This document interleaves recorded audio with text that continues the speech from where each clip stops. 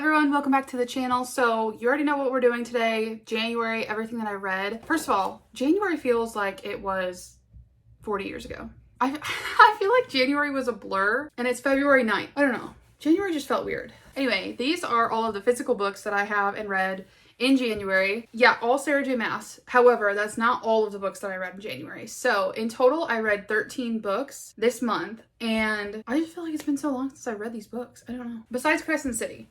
But acotar feels like I got through that so long ago. I don't know. Anyway, let's go in order. So the first book that I read in January was The Unwanted Marriage by Katharina Mora, and I gave that a 4 out of 5 stars. And I think looking back, that was a bit generous of a rating because I wasn't like thrilled with the guy in this. It felt like this couple, and especially just the main male character, it felt like he was a part of a whole entire different series.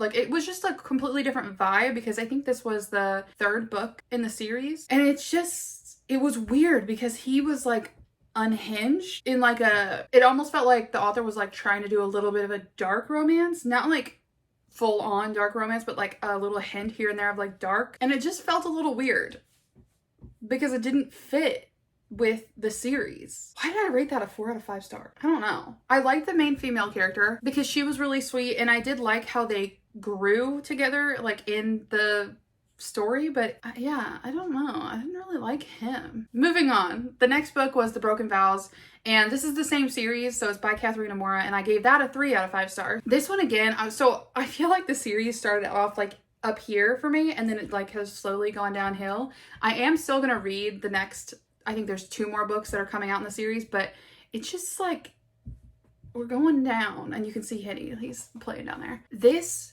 book felt much more like toxic of a love story, and like to this day I still don't know that they should be together, which should not be how I feel for a romance book, you know? They were just so toxic. They were so toxic, and they knew it. Literally, like, they were toxic up until like the last 5 pages, to where like both of them were like, I don't even know if we should be together because we have such a horrible past. Neither of us were good to each other. Like, the things that we did because of this relationship were horrible. We've hurt other people because of this relationship, and it's just like, guys, I don't know that you should be together. There seems like a solution to this. You're not for each other. There were certain aspects of it that I really liked, but overall, I still just feel like, I don't know, guys. Like, if my friend came to me and told me that this was their relationship, I'd be like, girl, get out of there. Like, what are you doing? I don't know. I have high hopes for the next book, but we'll just see. I don't know when it's supposed to come out, but it's supposed to be one of the other brothers. Like, this whole entire series focuses on the Windsors. It's called the Windsors series. It's about this like elite, very wealthy family, and it's, I think, four brothers and 1 sister. I think I have that number right, but 5 brothers? I don't know. I can't remember. Anyway, they grew up with their grandma, and their grandma is basically like the matriarch of the family, and she is setting up each of the siblings with an arranged marriage. But it's all like there are different circumstances with each, and it's really interesting how the family plays into it. And I think the family aspect and dynamic is what like really hooked me. I'm interested to see where it goes, and I'm interested to see how this next book coming out is gonna happen. The next 2 books actually are within the same series. It's the Addicted series, which I've seen it labeled and like called 2 different things, like the Addicted Calloway Sisters series, the Calloway Sister series, the Addicted series. Whenever I look it up though, it's called the Addicted series. So I read the first 2 books, and that is Addicted to You and Ricochet. I thought this would be a different love story for each book. But there's like 10 books, I think, in the series, and I didn't know that either. I thought there were like 4 or 5, but these first 2 books at least, and I think the 3rd one as well, is the same 2 people. So the main male character is an alcoholic, and the main female character is addicted to sex. So it's kind of like, it goes through like their relationship and how they enable each other, basically, along with like their relationship with their families and how they are dealing with that, going forward, and like healing, choosing to heal. It's just really interesting, and it really has you rooting for them like the entire time. Coming from someone that has family members that have issues with addiction, I think just the way that the author writes is very eye-opening to addiction and like seeing it like through their eyes. It just gives you a new perspective and is really interesting. Definitely would recommend you getting into it. I am very excited to see the sister whenever she's introduced, because I think her point of view comes up, I think the next book, the 4th book. I could be wrong, but I'm really excited to see hers. The next book that I read was Stalking Jack the Ripper by Carrie Maniscalco. Hang on, I have that book.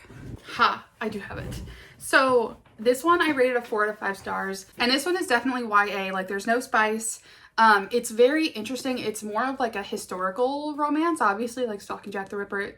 It is in that time period. It had me guessing the entire time, and the twist at the end was just like, I thought it was really cool. It was definitely an interesting ending to it, and I'm excited to see where it goes. This is a book that I would have loved in high school, I think. Like, it's definitely the YA vibes, and I just think that the writing style that Carrie uses in this book is just like so fun. It's very quick, and it just kind of like keeps you guessing the entire time.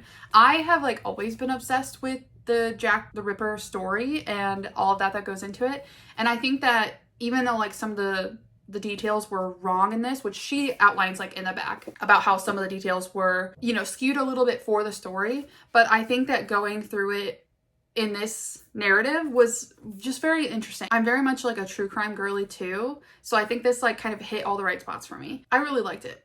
And I have the other, I think there's 3 other books in the series.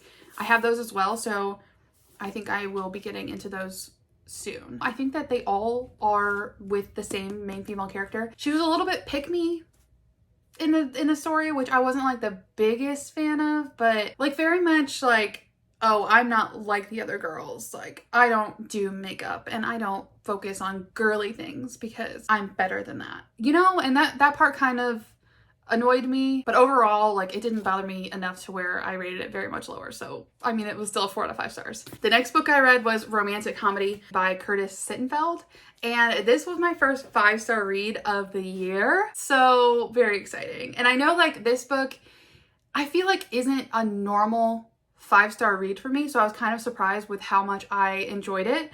But it was just so funny. It was so funny. I flew through it. Sometimes like modern day references can really annoy me in books, but with this book, it just felt so authentic and real, and it felt like a real person like sitting right next to me was going through all of these things.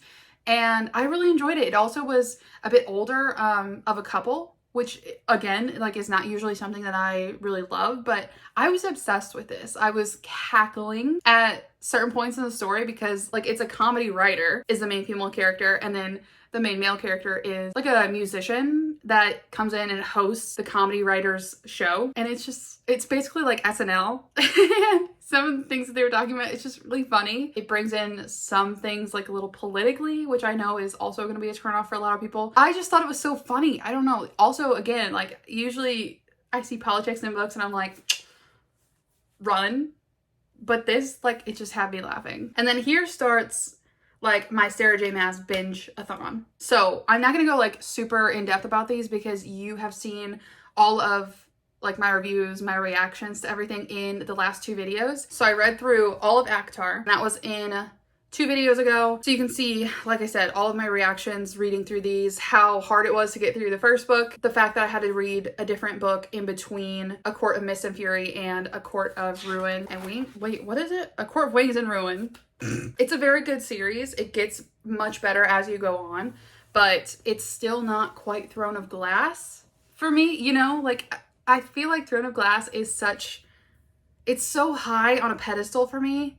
I don't know if I'm ever gonna experience something like that again, and that kills me. But anyway, if you haven't read acotar, would definitely recommend it. If you're interested, go check out my other video that I did about that whole series. Within that, you know how I said that I had to read a romance book in between just to like break it up. It was a lot of fantasy that I was getting through, and I ended up reading The Cheat Sheet by Sarah Adams, and I actually really liked this. I gave it a 4 out of 5 stars. Sarah Adams, I don't know what it is, but it's just that her love stories are they're like so pure and innocent, and they just have everything that you need in a little love story. Like, nothing super heavy. I don't know, the way she writes is just like so easy to get through. It just hits all the right spots for a romance book. The one thing that I will say, because I didn't really like it, I did not like the ending. If you know, you know. I didn't like how it literally just like the last chapter and a half maybe. I just felt like that didn't need to happen. Like, I didn't need that much closure. Like, I just needed them to get together. The final book that I read in January